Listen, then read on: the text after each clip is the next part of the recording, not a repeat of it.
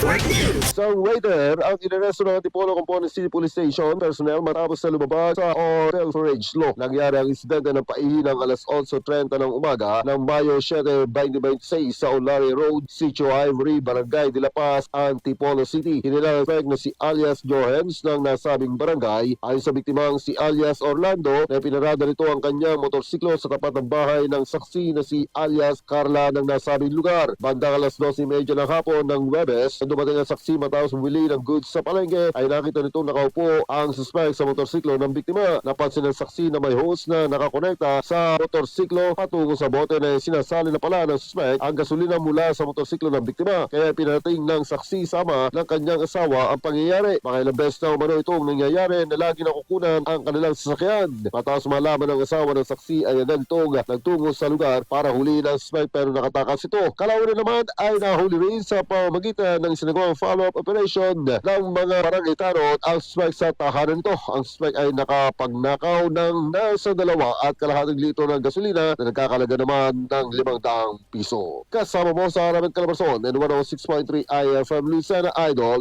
Edgardo Basada, Tatak, RMN. RMN Network News.